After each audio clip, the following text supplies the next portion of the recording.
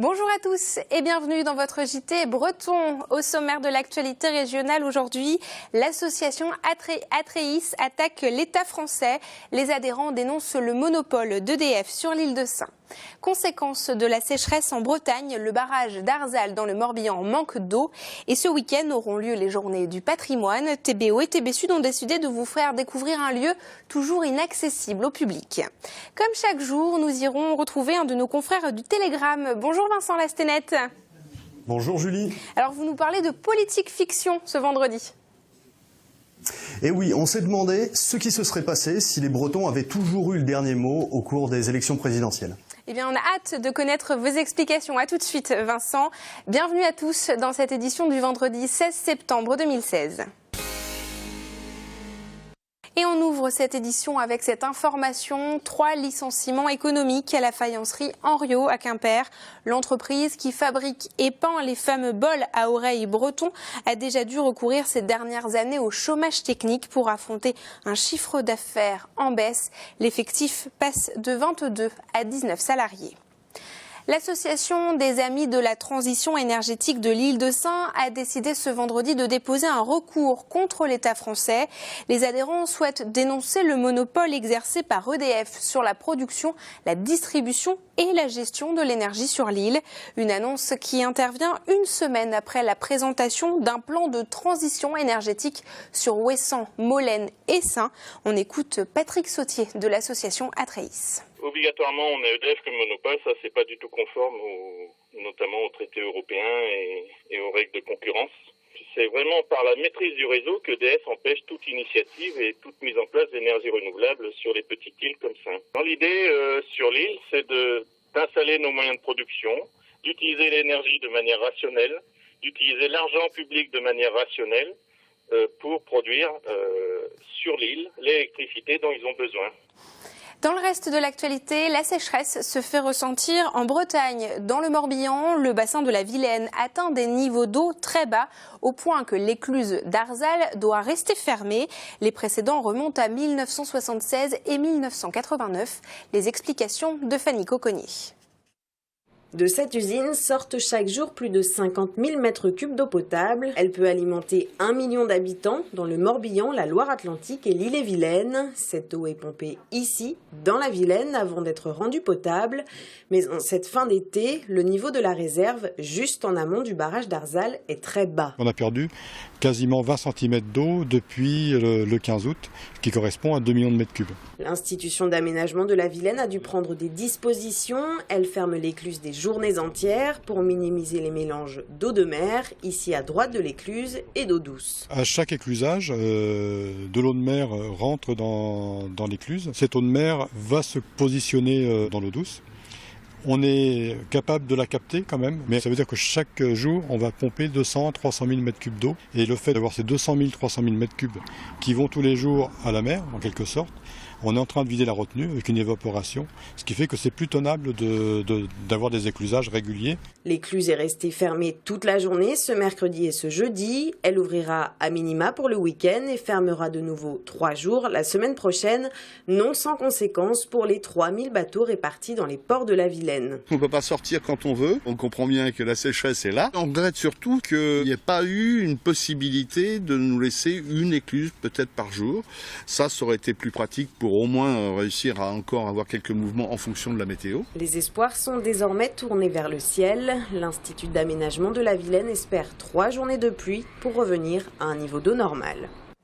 Et c'est le moment de retrouver nos confrères du Télégramme, c'est le duplex. Alors Vincent, qu'est-ce que c'est que cette histoire de politique fiction? Expliquez-nous. Alors on s'est amusé à récupérer les résultats des élections présidentielles depuis 1965 en France en isolant le score breton et en voyant si la région avait voté comme le reste du pays pour le président élu. Et alors quels enseignements avez-vous tirés de cette analyse ? Eh bien que la Bretagne n'a pas toujours voté comme le reste de la France. Et on a eu quelques surprises. Pour un trentenaire comme moi ou pour les générations qui suivent, on a l'impression que la Bretagne est un bastion socialiste. Or, en 1981, alors que toute la France a élu François Mitterrand, la Bretagne a choisi de réélire Giscard d'Estaing. Est-ce qu'il y a eu d'autres divergences que ce résultat-là ? Oui, en 2002, si les Bretons avaient choisi, Jean-Marie Le Pen n'aurait pas été au second tour. Et en 2007, Ségolène Royal aurait été élue. Donc en résumé, si les Bretons avaient eu le dernier mot au cours de ces 50 dernières années, Giscard d'Estaing aurait eu le record de longévité politique sous la Ve République, il n'y aurait pas eu de séisme politique en 2002 et la France aurait déjà connu sa première femme présidente. Merci beaucoup Vincent pour toutes ces explications, preuve que la Bretagne, ce n'est pas la France. À bientôt Vincent. Charlie Dalin, champion de France de course au large, un titre décroché après sa victoire dans l'étape retour de la Douarnenez-Horta Solo ce vendredi. Le skipper originaire du Havre est sacré pour la deuxième fois champion de France. On l'écoute au micro de Philippe Eliès. La saison prochaine, Charlie Dalin, il fera quoi ? Charlie, il refait du Figaro. J'ai encore une année avec le programme Skipper Massif. Par contre, je commence dès aujourd'hui des recherches actives pour participer au prochain Vendée Globe. C'est vraiment mon objectif, mon rêve. Les journées du patrimoine se déroulent ce week-end et nos rédactions ont décidé de vous montrer un lieu dont l'histoire est peu connue. Le chantier de concassage de galets de Tréguennec ne fait pas partie des circuits touristiques. Anaïs Plateau nous fait visiter ce lieu. Des ruines se dressent dans les dunes de Tréguennec dans le Finistère. Ce sont les restes d'un chantier de concassage de galets utilisé par les Allemands lors de la Seconde Guerre mondiale. Yvan Marzin, un passionné de Tréguennec, a fouillé les archives pour retrouver l'histoire de ce lieu. En 1943, l'organisation Teut y prend ses quartiers.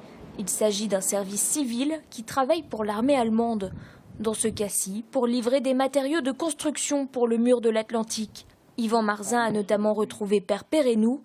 Il avait 18 ans lorsqu'il y a travaillé pendant 2 mois en 1943. Il y a eu un fracas épouvantable, des poussières et un bruit, j'allais dire infernal, ça peut s'exagérer, mais un bruit qui couvrait tout. On ne brillait pas pour y aller. Mais je crois que les gens acceptaient, parce qu'il y avait tellement de monde qui était concerné dans le coin. Selon lui, plus de 300 bigoudins y travaillaient quotidiennement. Lui s'occupait des rails qui acheminaient les galets aux concasseurs. Après la libération, le stock de galets restant a servi à la reconstruction de Brest. Pour lui, les bâtiments font depuis partie du paysage local et de l'histoire. Plus de 70 ans après les faits, il regrette le manque d'informations autour de ce lieu, tout comme les historiens amateurs. Moi, je n'hésite pas à dire que j'ai travaillé là, tant pis. C'est un sujet tabou, mais tant pis. Je n'hésite pas à dire que ça fait partie de l'histoire. Alors, donc, il faudrait quand même un minimum d'informations. C'est sur la commune de Tréguennec, mais ça appartient au Conservatoire du Littoral, c'est classé Natura 2000. Il faut réunir beaucoup d'acteurs autour d'une table avant d'avoir des avis, mais c'est vrai qu'un panneau indicateur avec une petite synthèse de ce qui s'est passé serait quand même le bienvenu. Les passionnés des lieux se disent prêts à réaliser eux-mêmes une maquette de panneaux explicatifs pour ce site. Une première étape pour la reconnaissance de ce patrimoine peu connu. Alors pas de visite organisée à Tréguennec, mais d'autres lieux ouvrent leurs portes. Dans le Finistère, vous pourrez notamment découvrir le manoir de Trévilly à Plounéour-Lanverne ou encore les fours à chaux de Rozan à Crozon. La prison d'Auray se dévoile également, un bâtiment construit à la fin du XVIIIe siècle et qui fait partie des 180 sites ouverts dans le Morbihan. Toutes les informations pour découvrir le patrimoine dans le Finistère et dans le Morbihan à découvrir, c'est sur www.journée-du-patrimoine.com. Le tour de l'actualité en 60 secondes, c'est maintenant et c'est signé Benjamin Bréant du Télégramme. À Brest, un tiki, sculpture traditionnelle de Tahiti, a été installé dans le jardin du Conservatoire botanique. Il a été taillé dans un eucalyptus qui a poussé dans le jardin lui-même. C'est le sculpteur Gaëtan Pichot qui l'a réalisé pendant Brest 2016. On espère que la créature, mi-homme, mi-dieu, ne va pas prendre froid à 10 000 km de ses palmiers d'origine. À défaut des Beatles aux Vieilles Charrues, le Centre-Bretagne a reçu ce jeudi leur Yellow Submarine. Il s'agit en fait d'un drone de DCNS testé dans le lac de Guerlédan. Il est piloté depuis un pneumatique en surface. Et enfin, si vous les avez ratés, ces exceptionnelles images du Pourquoi pas, le navire du commandant Charcot, coulé il y a 80 ans au large de l'Islande. Le naufrage avait fait 23 morts, 17 disparus et un seul survivant, le breton Eugène Gonidec. Les images ont été tournées par le caméraman Jacques Lelay de Trébeurdin. Une plongée rarissime à retrouver sur letélégramme.fr.